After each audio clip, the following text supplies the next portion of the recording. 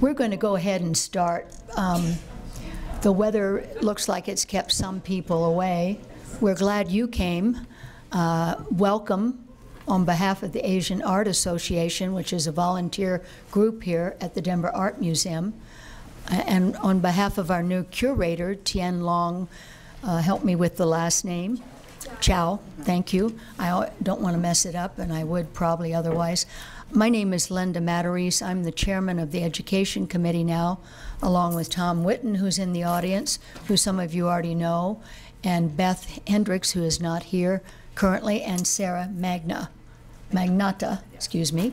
And we welcome you. I will turn this over to Sarah now, who will introduce our speaker today, Tenzing Rigdol from Tibet. Enjoy. Well, thank you everybody for coming out today. And first and foremost, I do want to thank the University of Denver and the Mary Lanius Fund for bringing Rigdol to Denver.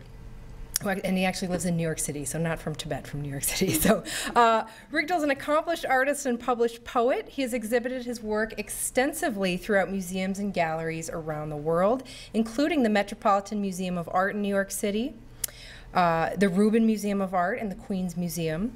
In addition, Tenzing Rigdol has held solo shows in London and Singapore, and most recently a show in Hong Kong titled Change is the Eternal Law. Rigdol's output in the past decade includes paintings, collage, and an installation project in India titled Our Land, Our People that was documented in the 2014 film Bringing Tibet Home. Just last year, the Metropolitan Museum of Art acquired its first ever contemporary Tibetan work. It was Rigdol's own Pin Drop Silence, 11-headed Avalokiteshvara. I'm truly honored to introduce you to the extraordinary artist, Tenzing Rigdol.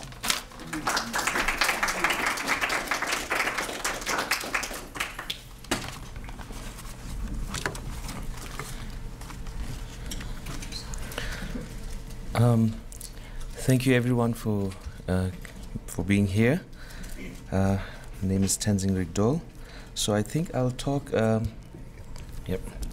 So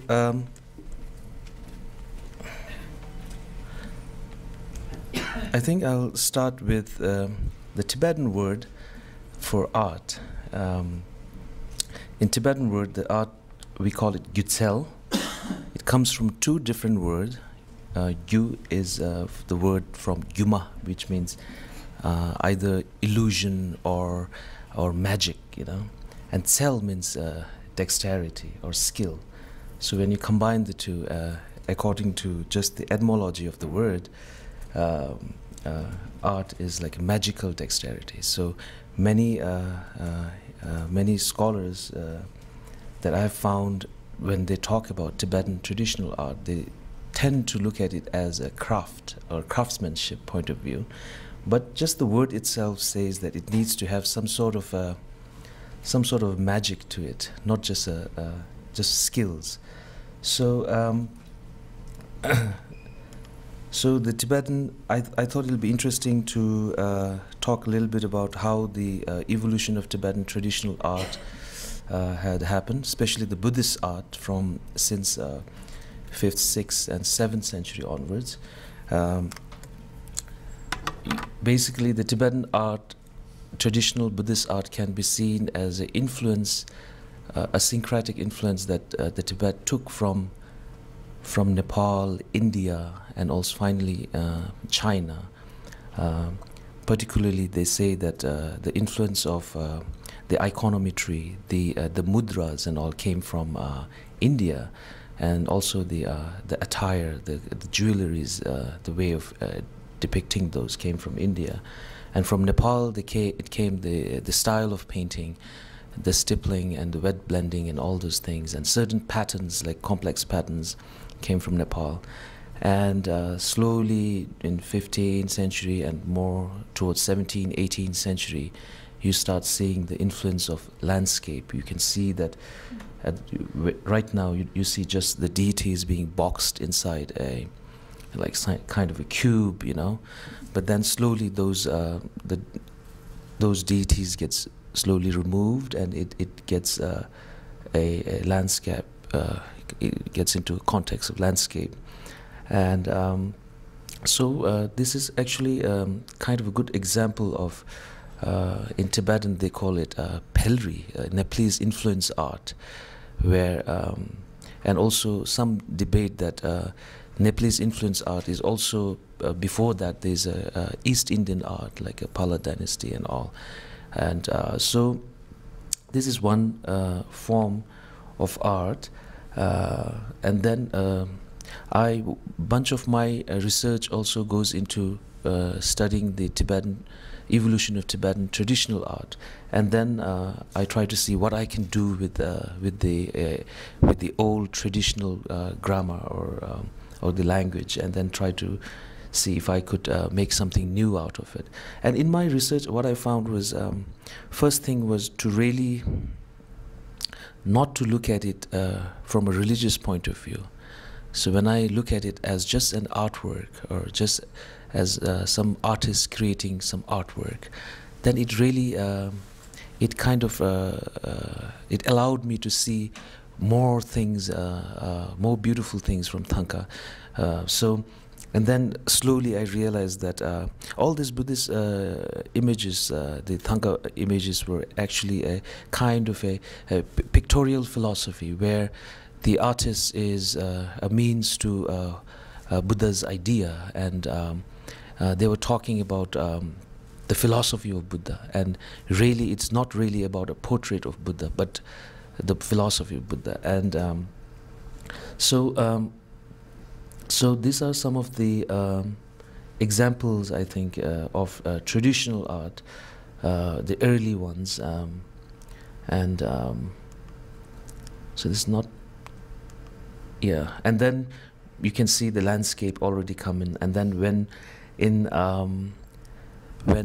it arrived in Tibet, especially during 15th, 16th centuries, the artists like Menla Thundup or like Konkar Khenze, they started really stylizing it, making it their own language. So for example, the clouds, if you study, you can study it to a point where they have made the clouds would have eyes, you know, cloud would have a tail, cloud would have like head, cloud would have neck and shoulder. So it's very interesting how they have like really made it into a character.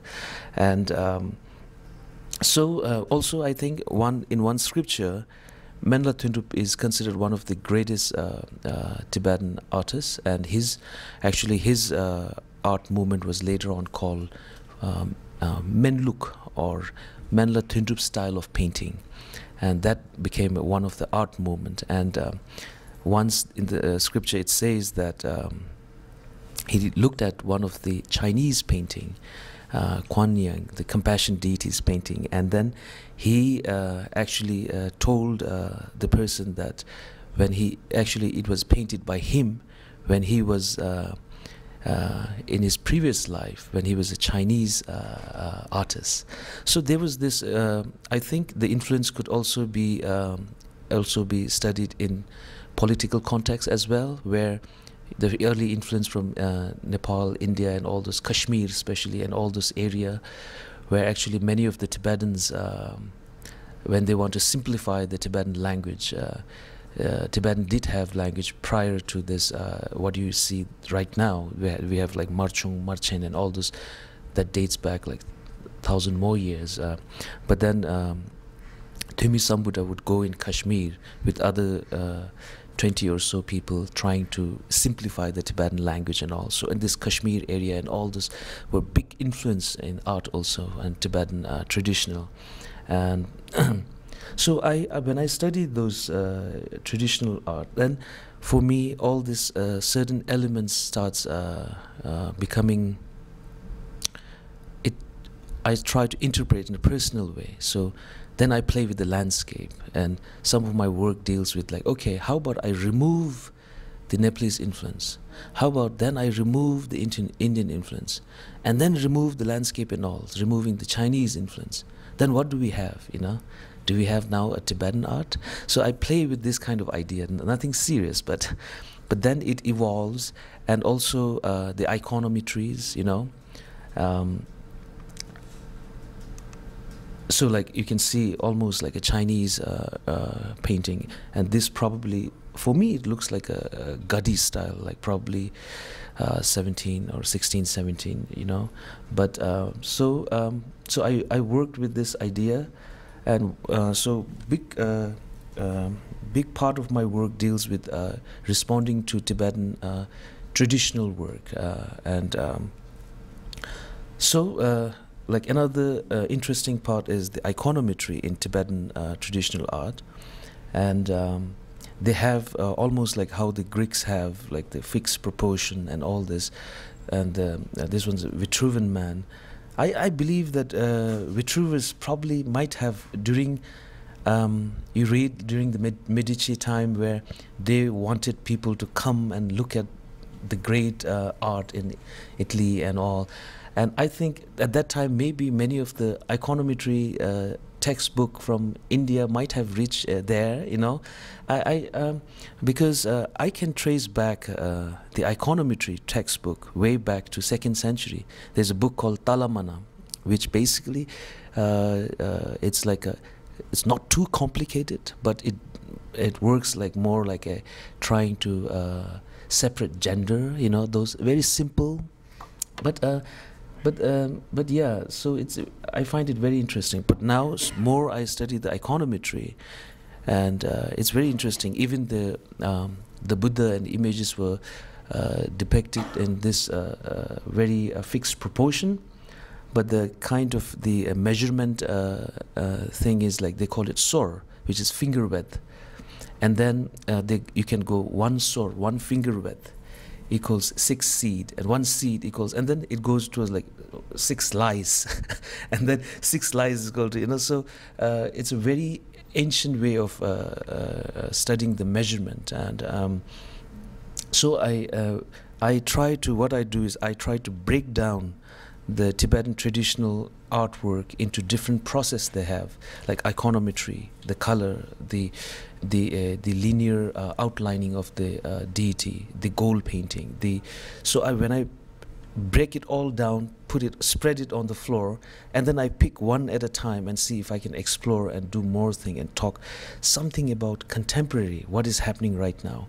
So then what I do is I use the image of the deity as a stage, you know, to express my own personal opinion. And this is what I realized, that's what the earlier artists have done. They try to use this image of deity as a stage to express the ideas of Buddha. So I just made a tiny change, and then it becomes quite interesting work. And so when you look at, I think, traditional work, the wrathful deities, you know, they say it's wrathful, but then when you try to understand why is it called wrathful, then you realize that this early ancient painters, they were really thinking about you know, the space, thinking about how to make it dynamic, cutting the image in diagonally, you know, and creating tension, and very much like what Degas and all were doing. So it's very I find it very interesting. And so, for example, image like this one, the traditional, very traditional one, and then it gets transformed into this. This I did on paper, and then I put, I stick the scripture, some scriptures here, some text, English text here, and then basically it talks about in Tibet when many of the schools they were removing the Tibetan language from the school curriculum. So then I play with the idea of censorship or prohibition, or, you know. So then, this becomes a kind of a Pellery style, where even the deities are very thin and long. You know, when you notice, like from the ancient painting, when it goes towards like very Tibetan characteristic art, the Tibetan style, when there's Menla style, Menla style, Mensar, and all those things, you start seeing the deities getting like fatter and shorter. And when it's like earlier, where it's like influence of India and all, you start seeing like thinner and like very longer deities, you know. And so I play with those, and then also I try to add elements of like iconometry. I I exploit it or like really exaggerate it, and then try to incorporate like a graft, you know, like in Nepal and all, when my parents and many other Tibetans, when they were in Nepal, they were selling weaving carpets and then selling carpets and all. So I would add like those kind of small elements of carpet weaving, grafts and all. So yeah, so many of the one thing that I deal with is how to transform or re-evaluate the traditional art and then make it personal. And so, for example, this deity, the tantric deity of this male and a female unification, and it's exactly this same deity, I transform it into this one, where I put the Chinese $100 or 100 rupees note, and then Tibetan 100 rupees, and then and it's called autonomy, you know. Right now the Tibetan struggle is for like they want the genuine autonomy, or so that kind of, and then I remove the landscape, and then I put woodblock print Tibetan scripture. And the reason is like my father and my father's family in Tibet used to manufacture inks that used to get used into printing books and scriptures and all this. So yeah, and this is in a collage style with brocades and all. And I don't really have a preference to style and method of working.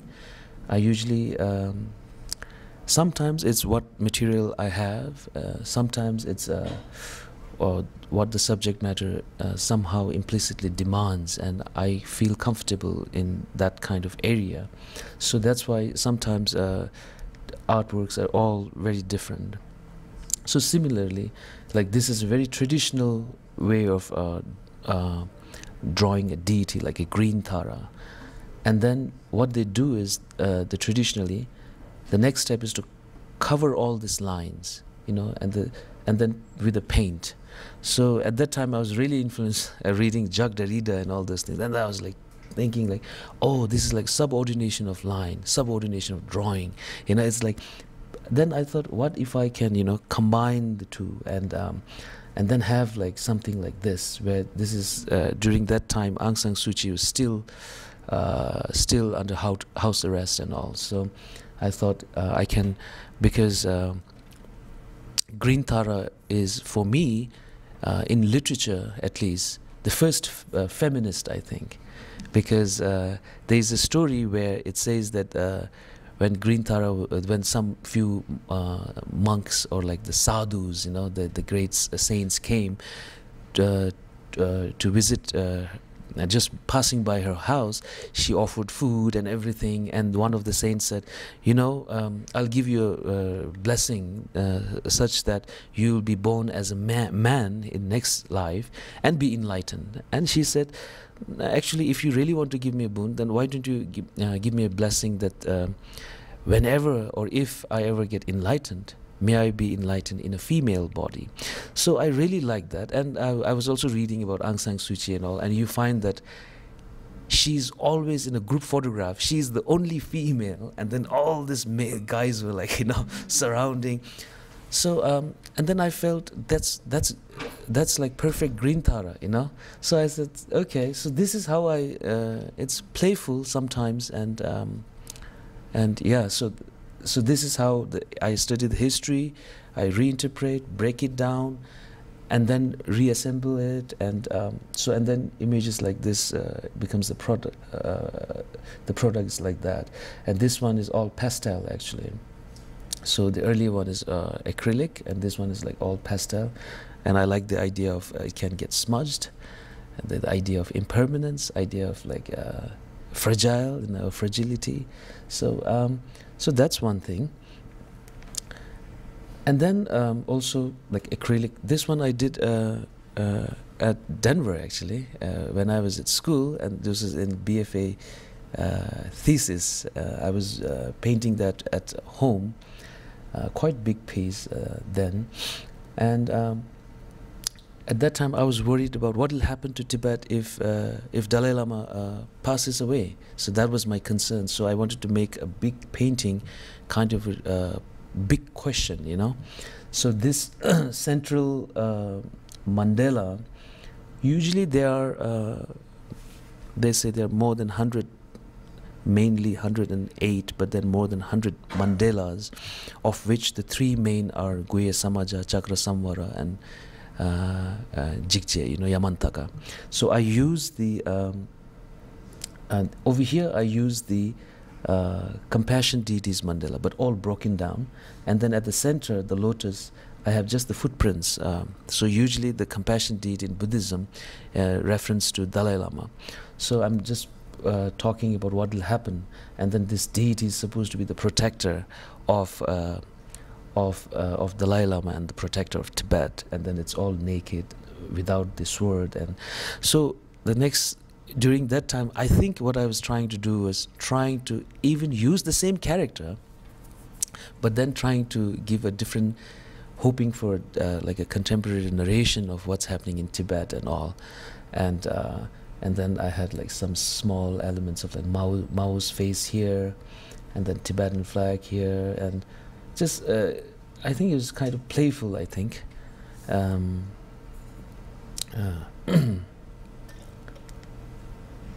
then many of my work don't deal at all with Tibetan traditional aspect of it.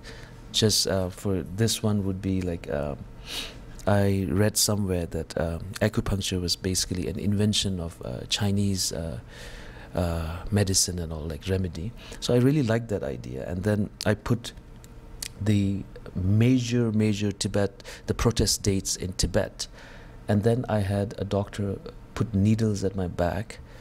And then I wanted to express the idea of how it is still not healed. And I feel that even every country had problem, but they always had someone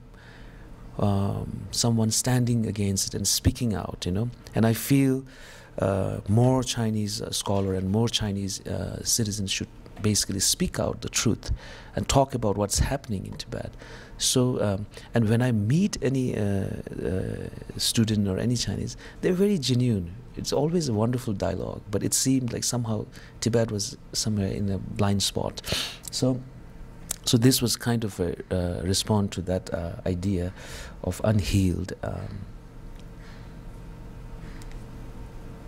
And then when I left Denver, the first thing that everybody tries to teach me was how to take subways, It's and my uncle was, this is the first thing you have to know. And then it's downtown, uptown. Actually, even one of my friends suggested that why isn't there a left town and right town? Because they really don't have, and most of the Tibetans live in Queens, so the uptown and downtown really don't make sense. It should be left. So, and then what I did was I was at that time studying when the first Buddha's image appeared in.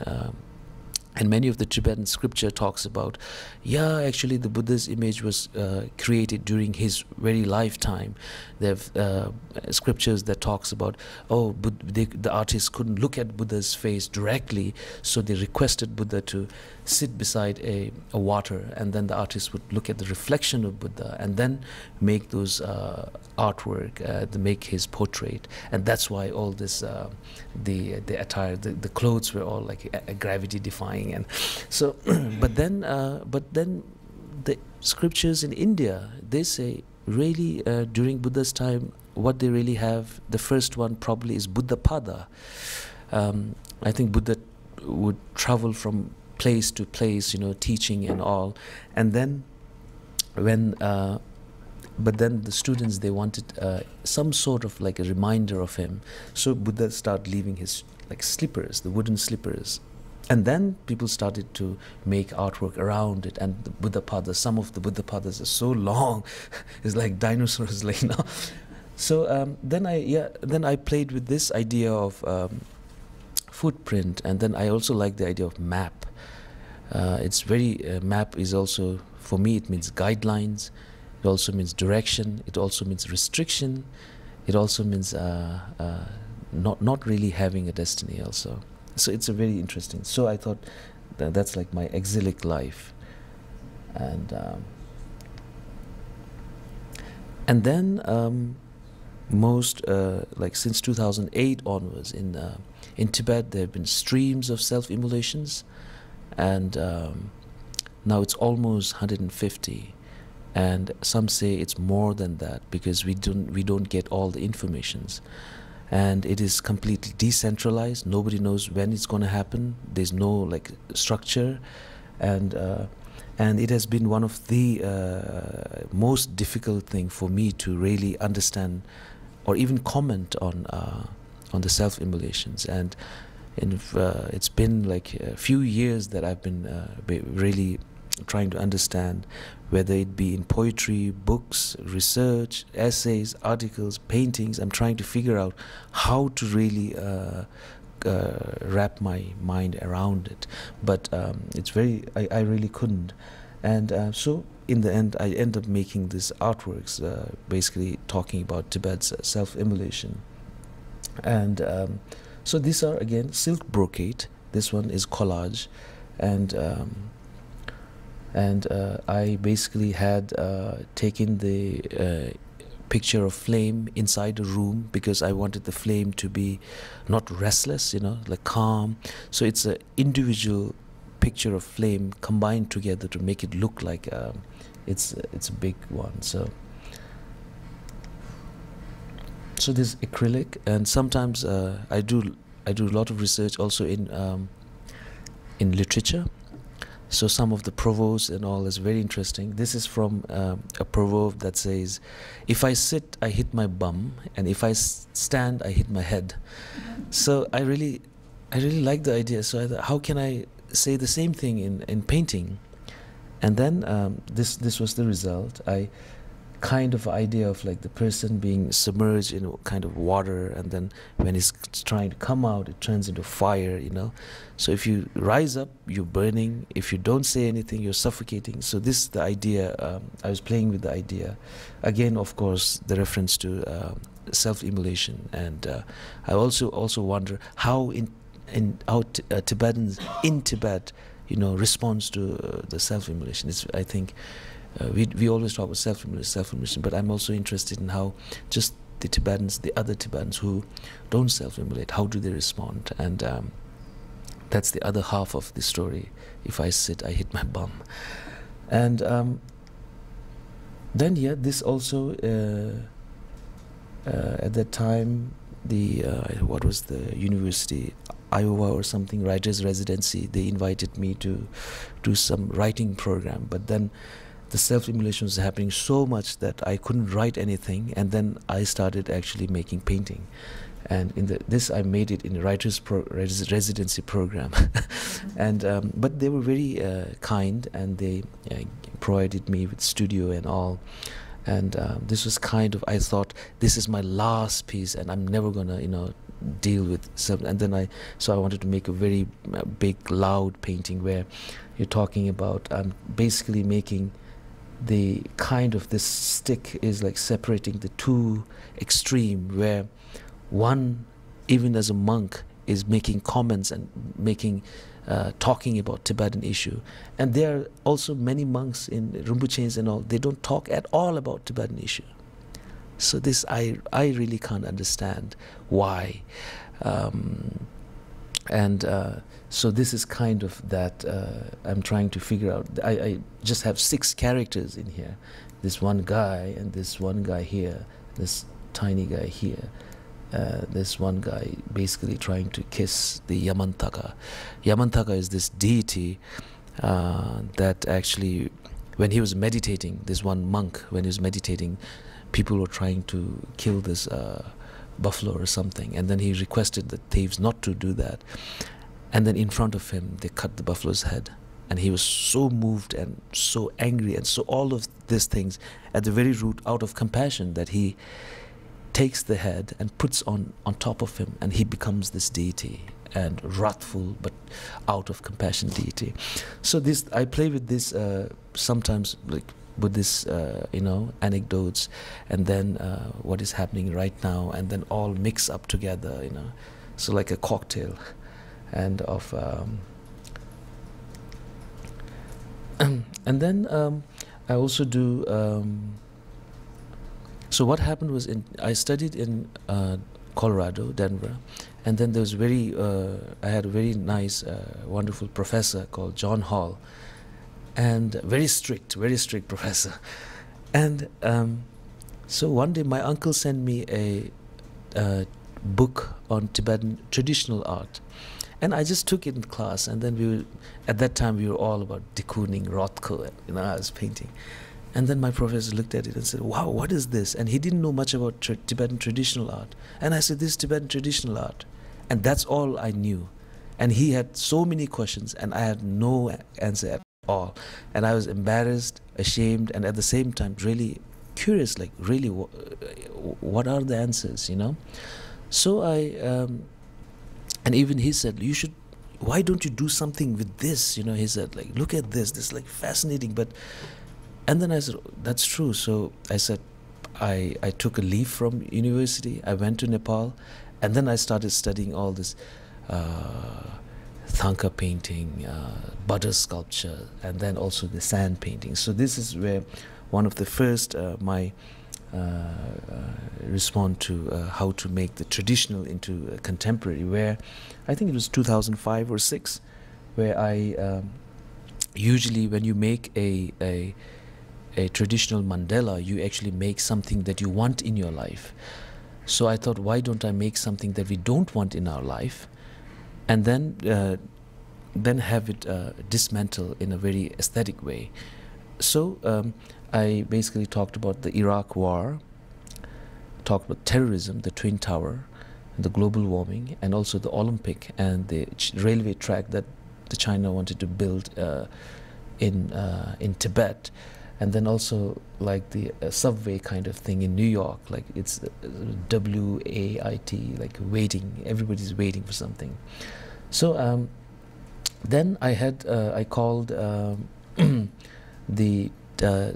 there is a Tibetan traditional dancer group, all born in Tibet.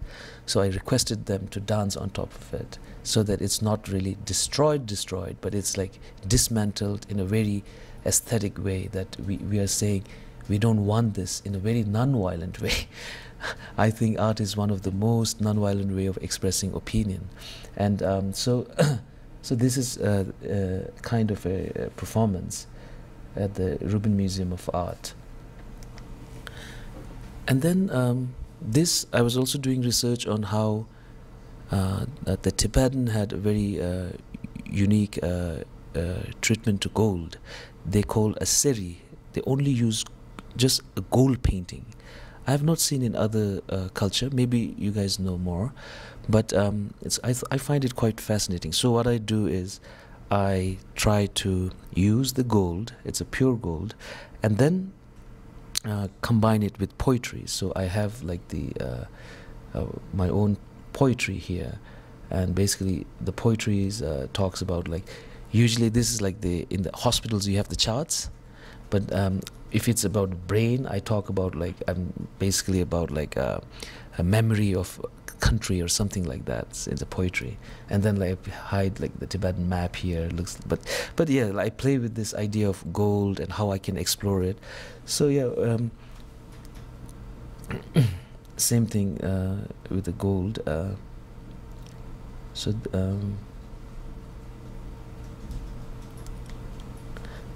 And then I also did a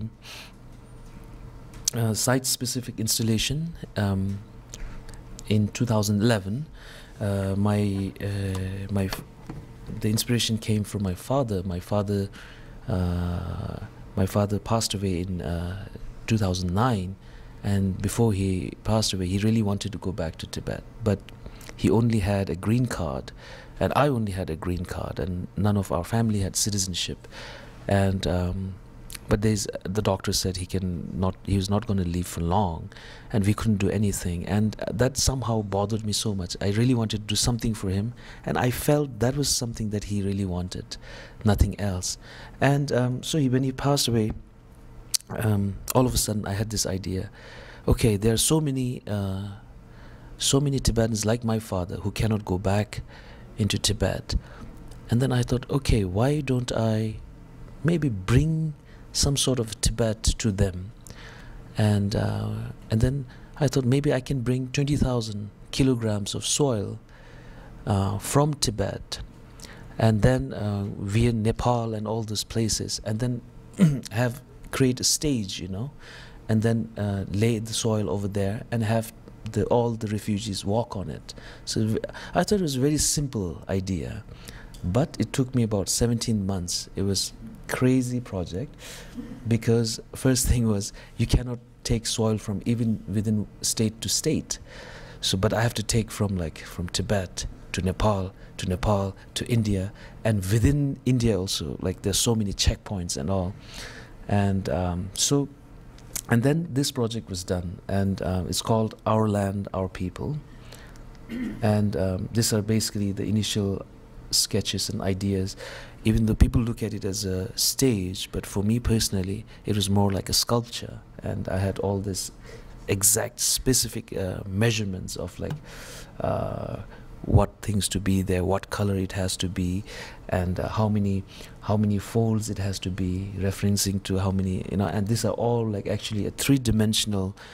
Actually, I look at the flag, Tibetan flag, and made it into a sculpture. So actually that's what it is. And like there would be like this green staircase on both sides. Basically it's like a tail of a snow lion, and those who climb on it like a snow. So this is just my personal thing. And then this is what happened. So people actually, initially I said, don't do anything, just leave it as it is, and then later once it's open, you can do whatever you want with the soil. So so people started like putting flags, some started putting flowers, some started, you know, so all this, and some were eating soil, some were crying. It was quite like unexpected, like crazy. I was like, I ran away on the very corner and just observing them, but people were just bursting with emotions. Everyone's crying, and then I had a microphone stand at front to express whatever they feel like. And some were singing, some were reciting poems, some were crying, some were singing, some were doing opera. And those who don't want to say that but want to say something in a writing form, so they wrote it on papers, you know, what they felt. And I had like thousands of papers that small kids from 3rd grade or 2nd grade, and from teacher and all, very old elderly people really responding to simply just soil. And so I realized that initially my art practice has been basically going in a studio, going in an art store and buying colors, and then basically I never thought about the material itself, you know. It's more about like, oh, I paint acrylic, you know, and this canvas. But then more I start thinking about it, all these things matter, you know. All this, even the substance that I use, you know, what should I use? Should I use blood? Should I use this, you know?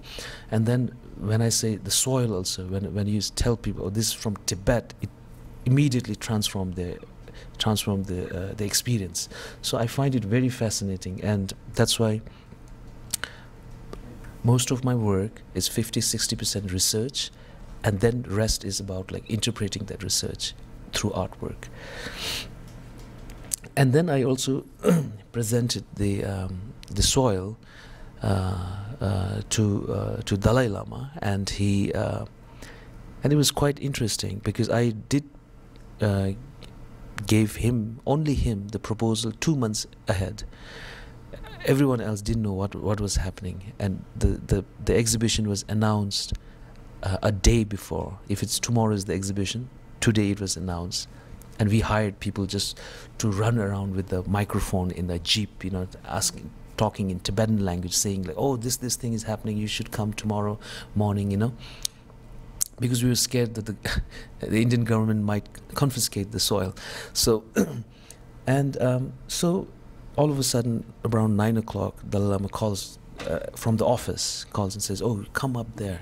And I didn't know what he's going to do, so I presented the soil, and should I put it down? You know, I didn't know. But then he held it and wrote Tibet with his index finger on it. So it was quite very interesting. And this is the film, that the trailer of the film my friend is making. So I'll just show the trailer.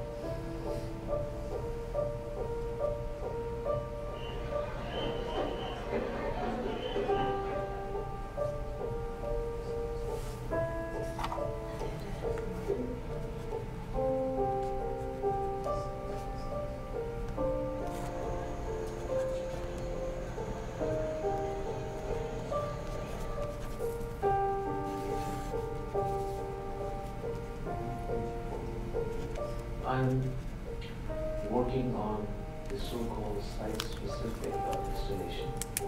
I never went through it really planning for it, but then somehow I got this idea, inspiration from my father. The sculpture itself is like a stage on which I would lay the sword that's from Tibet, and then I would have a request the participant or the audience to really walk on it and then just exhibit their feelings and express their feelings. And, so that's the project.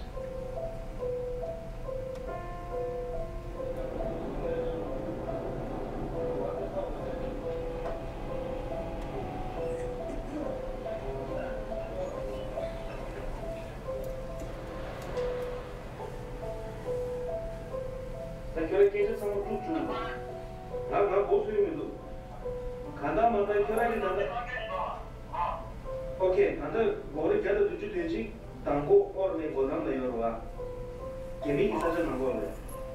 또 벽에 내려.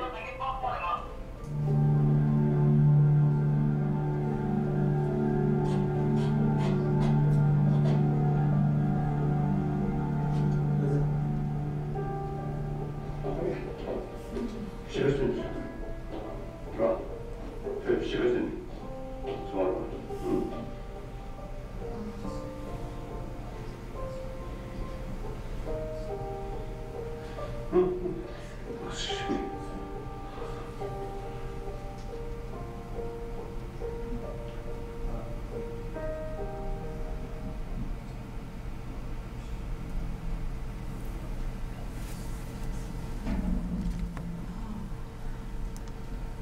So, yeah, and this was, the film is been made by another Tibetan who studied in Korea, and his name is Tenzing Rigdol, and now it's been traveling to film festivals, and it's being dubbed into few languages, different languages, in Korean language and all, and they want to release it in different places.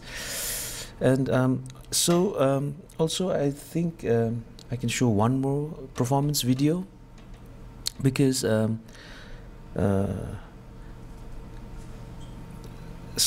an artist who sometimes get in trouble, not only from a Chinese what do you call, government, but also many from Tibetan too. So I'll show you one piece which got me into kind of lot of trouble. So in that way you have a balanced view, so that I'm not always, according to them, sometimes I'm devil. So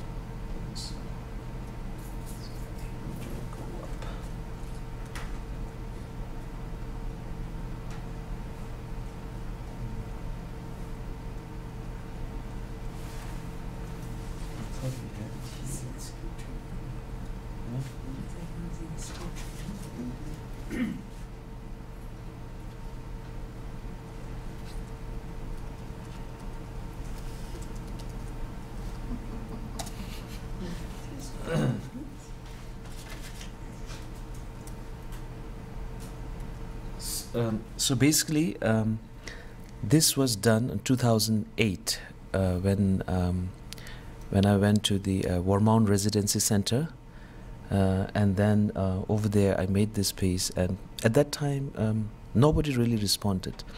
And then after many years, maybe in 2014 I believe, they started exhibiting it at Queen's Museum. And then there were lots of Tibetans, and I think they were kind of shocked at the time they introduced, like, this is one of the very important, this is kind of important performance piece, and they were expecting something, and they saw this. And then I started receiving death threats. I started receiving people were making posters of me with horns, and that they were not listening to explanations, and they were all very judgmental at that time. And every Tibetan website at that time were talking about it. They were debating, and in the end they have to stop the comment section where it was getting out of control. and I was receiving emails. So everything was happening. But I think in a very interesting way, what happened was, after a while, they really start talking about art. They were saying, where is the limit? What is the limit? How can religion and art can coexist? So this was some interesting thing that came. And also in exile, in Tibetan exile, there's exile government, there's exile parliament and everything. Every year they have like meetings and all. And I think for the first time, they really talked about art, actually this art, but in a negative way. But then they talked about art in a parliamentary meeting. So it was quite interesting, and it's called Scripture Noodle. And I took the reference from this Tibetan scholar about 100 years ago, went with the Indian scholar Rahul Shankatyanan to India to look for scriptures. And when he went there, in a book called the Tamjuser Ki Thama is the book, in which he says that Tibetans are actually eating scriptures out of reverence. You know, he said, don't do that. The point of scripture is to read it and to practice it. So he was requesting Tibetans not to do that, and he was also complaining about the Tibetans putting scriptures in sculptures and all, you know, in statues and all. So he was asking not to do that. Scripture's point is read it. And so so one response is that, and also I felt that at contemporary time, many Tibetans believe that their culture is preserved, but I feel that really Tibetan culture is dying. Many young Tibetans, they don't speak Tibetan language. And but then there's this kind of a hypnotic idea, you know, like they think that culture is preserved because it's in library, it's in computer, you know. So that was a comment on that, where now Tibetan culture and everything has become kind of a product. So so this is the video.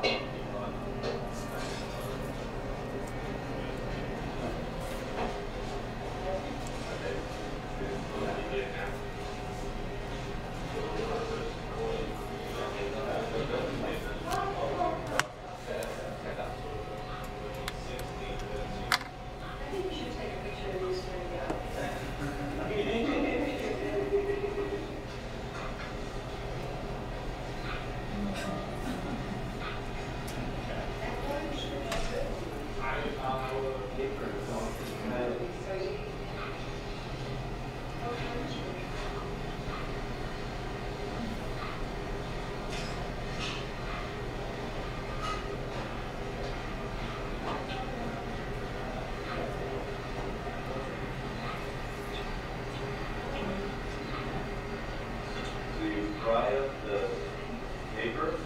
Yes, good job. After taste.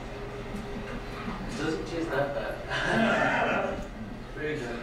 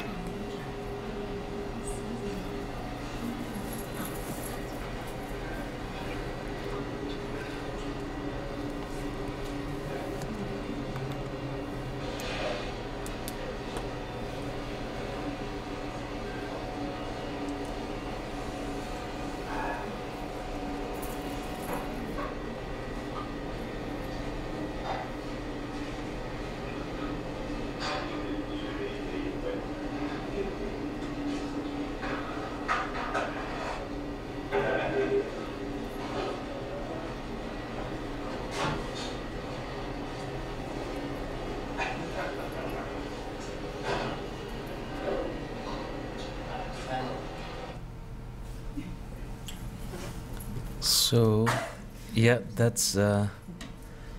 So I think that's enough, no?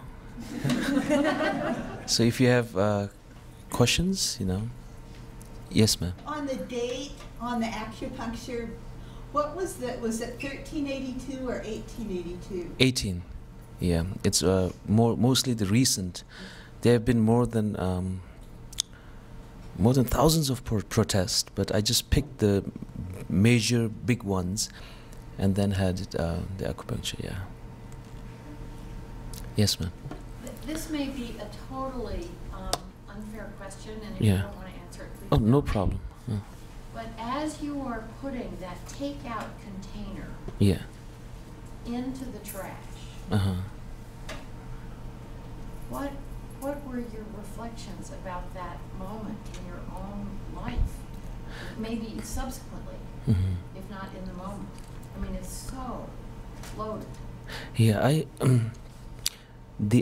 for example, in order for me to do the performance in Chinese restaurant, I went there to eat every day, to make the honor my friend, and then I said, can I do the performance? So in a way, all these things were really planned and thought out, and every moment there was actually kind of allusion to something like one can decipher. Like I wanted to, once after it's cooked, I wanted to put it in this to-go box, where I feel many of times right now that's what Buddhism has been. It's a product now. It's not experience or I feel like that. I feel like that. And so I also think about, I think there really isn't a cultural exchange or cultural dialogue between Tibetans and any other country. It seems that it's monologue, where whatever there is that Tibetan culture had is being translated, which is wonderful, I think. It's wonderful. But then nothing is being translated back into Tibetan language. So it's not really a cultural exchange. So I always talk to Tibetan scholars and say, like, you know, during old times, Lotsawa is a word, Tibetan word. It has a direction to it. Nowadays, they say Lotsawa means translator, which doesn't have a direction. It just basically, if somebody is translating, that's Lotsawa. But in Tibetan word, Lotsawa means basically somebody who goes outside and translates the foreign the other country's knowledge into Tibetan language. That's why it's called Lotsawa, means the eye of the world, you know, not the eye for the world. But so that's why I felt at that time this whole thing was about like really commenting on that. But then of course Tibetan responded to me in an exact way that I was talking about. They didn't have the connection, the genealogy of the history. Actually, I think many of the Tibetans, probably the elder generations, maybe grandparents and all, might have eaten scripture because that's a tradition. But they didn't know that. And not knowing is exactly what I'm saying. We don't know the history, and we think we know, and we think we have because we have it in a computer and we have it in the library, but not in a real practice. And I talk about what happened to Sanskrit language. It was one of the greatest language at that time, you know, Sanskrit and Prakrit. But the Sanskrit was like the most wise man's language, and Tibetans studied it. Not only that, after a while, they translated everything that's in Sanskrit, that later on Rahul Shankrityanan and all those other scholars had to go back to Tibet to basically translate Tibetan into Sanskrit. So, and the Sanskrit language is now almost dead language, and also Indian government is working really hard to push Sanskrit language and putting it into like universities and giving like fellowship and all those things to revive the language. And I think the same thing will happen with Tibetan language. I think there has to be cultural exchange, and it can only happen when you know what's the past, you know, when you are part of the past, and your present is basically through that past, you know. And so only thing that people should actually, if they want to be angry, is they should be angry that I added onions and tomatoes. Yeah, so yeah. Yes. I wanted to understand about unhealed. You said that, were you inspired by the definition of acupuncture, or? Yeah, it's very simple. I was reading about Hitler and all at that time, and how there were many who were against it, you know, who were against what Hitler was doing. They was risking their life and talking openly about this is wrong, what you're doing is, you know. We don't see that many that's happening in Tibetan case. So I thought, why is it, you know? And then I really thought the healing process can really begin when you acknowledge, you know, the past, when you say, you know, it's like this thing has happened, you know, and sorry, you know, at least, and then they can move forward. But right now it's like, no, it didn't happen, you know. They would say, it's crazy, actually, yeah. And I mean, that's why I say to many of the Chinese friends, I say, no, don't worry about Tibetan history, you know. Don't learn, actually. Learn Chinese history first. If you learn it, I don't think you'll have Mao's portrait in Tiananmen Square. But yeah, so the reference was very simple. The acupuncture, I felt somehow, I hope I'm not wrong, that the Chinese invented that process of remedy, like cure, you know. So I wanted that. I was really hopeful that the healing process would come from the Chinese side as well, not just American and all talking about it, but the Chinese themselves talking about Tibet, and then they can have genuine dialogue, you know. But it's the complete opposite. But there are many, Liu Xiaobo, you know, Wang Lishun, and all those Wei Wei talk about it, but very few compared to, like, you know, the population. Yeah, it's an interesting idea because you choose acupuncture in communist China. Yeah. Advised Yeah. that it's Yeah. Yeah. some esoteric and some history. Yeah, so I really began to think about the material. Before I just never thought about it, like just buy color, and but now it seems like funny. Why color? You know, why acrylic that color? Why this color? I think it has to be very specific, and then it becomes very, very individual, and then of course it adds confusion. But I think that's the way to go, I think. Thank you. Thank you so much. Thank you. That was just fantastic. Thank you. Yes. Just absolutely wonderful. Thank you so much. And thank you all for coming out today. I want to draw your attention to a couple of upcoming events. Well, actually, February, so not really, but Benjamin Norris will be here in February talking about the art of Tibetan woodblock printing. So that's going to be fantastic. He's a professor at DU. And then Keely Boyd will be talking about ink painting and calligraphy in March. So a little bit of a break here, and then we have some great events coming up next year. So thank you all again for coming. And Tenzing Rigdol, thank you so much. We greatly appreciate it.